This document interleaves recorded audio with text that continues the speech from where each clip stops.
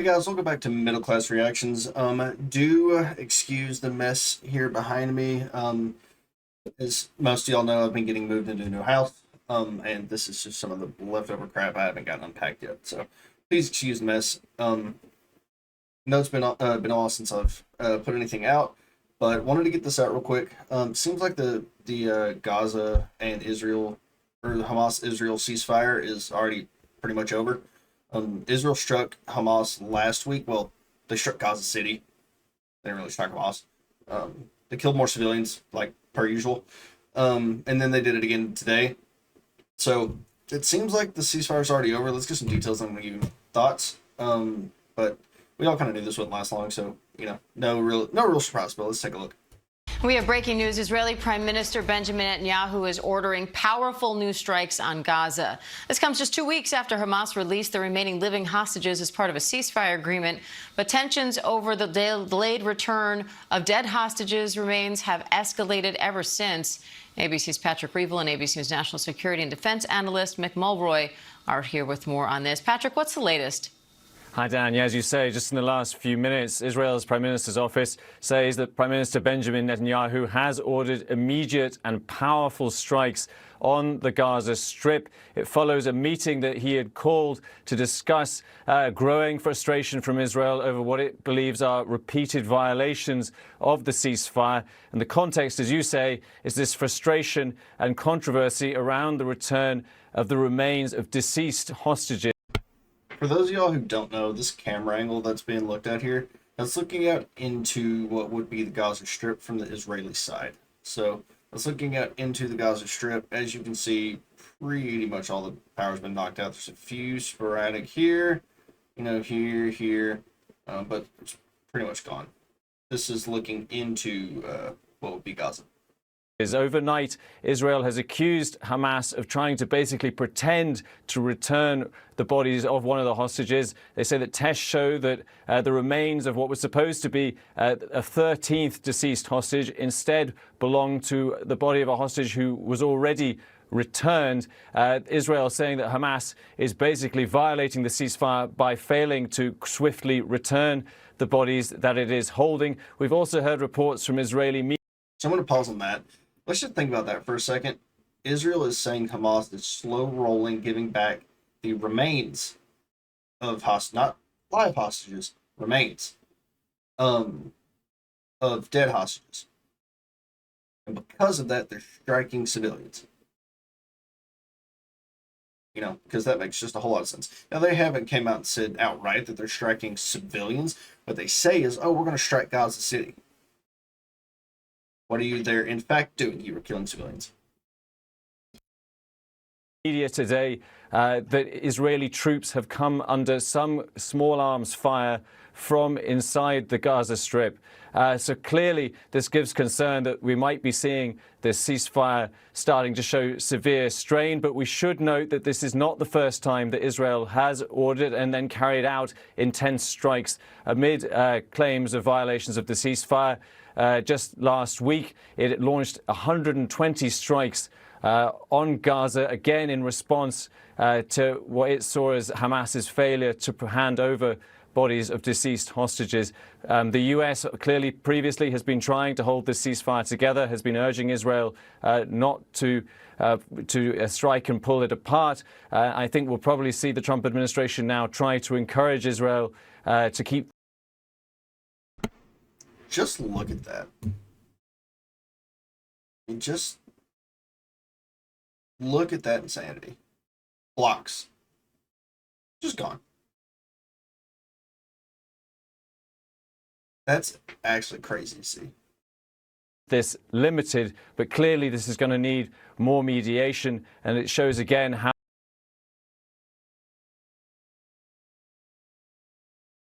That's all Hamas, you guys. Don't you know? I mean, look in the background here, too. Look at all that. All this in the background. All back here. I mean, Jesus. Now this ceasefire remains fragile and is under strain, Diane. And Mick, is this the end of the ceasefire? Yes. So Dan, I certainly hope not, and I think everybody else does as well. The issue, in addition to, as Patrick described, the return of the deceased hostages, is also this unwillingness of Hamas to disarm. In fact, the Israelis believe they're trying to reconsolidate their power for the future. And as King Abdullah of Jordan said this weekend, it's very unlikely a stabilization force is going to go in there and be willing to actually fight Hamas to disarm. So if they don't disarm, then this is essentially a roadblock for the continuation into phase two of this 20-point U.S. proposed plan. So this is very precarious right now. Hopefully, the U.S. can convince Israel to keep it limited, and they're still going to have to deal with the issue of disarming Hamas. So, Okay, on that note, the issue is now, do I think it's just fantastic that Hamas is still there? No. But let's look over the last couple of years now. I think it's about 2 years, 3 years maybe, since October 7th. Per Israel, Hamas's numbers have grown. So Hamas's numbers have grown, and we don't know exactly how many dead civilians, somewhere in the range of 50,000, 40 to 50, plus whatever hasn't been found in the rubble.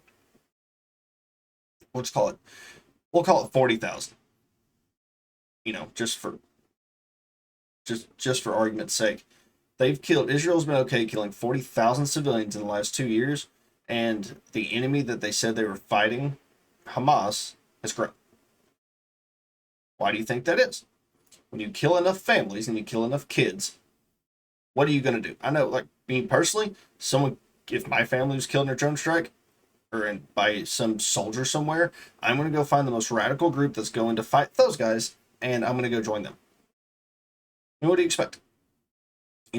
Their entire, think of it like this. Say you live in whatever your hometown is. And then over a 2-year time period, your hometown got leveled. Absolutely leveled. And a whole bunch of people got killed, and a bunch of your family got killed, and your mom, dad, and brother got killed.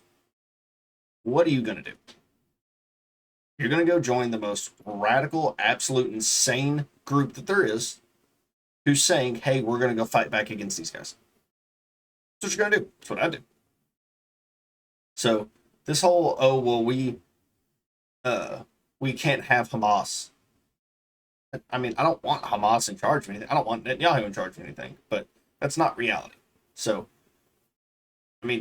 Israel over the last 2 or 3 years has done, more than that, but since October 7th, we'll go post October 7th, they've created their enemies for the next 100 years. So now they got to live in that. Now they made their bed, now they're going to have to live in it. I don't know how that wasn't a calculation, but here we are. Nick, what are you watching for next? So the next phase, I think, will really be a lot of pressure by Qatar, by Egypt, by Turkey on Hamas to disarm with a plan. They obviously are concerned about their own well-being in Gaza. They've made many other armed groups angry with them for obvious reasons. There has to be some plan to keep them secure, not because we care about the future of Hamas, obviously, but Hamas does, and we need them to disarm. So there has to be some plan to do that, to be able to get this international stabilization force set up and to deploy as peacekeepers, not as peace enforcers, into Gaza. That is the biggest hurdle to going ahead, but it needs to happen because there's a lot of very positive things that would come in this plan for both Israel and the people of Gaza if it can figure this one part of the second phase out, and that is really how to get Hamas to disarm.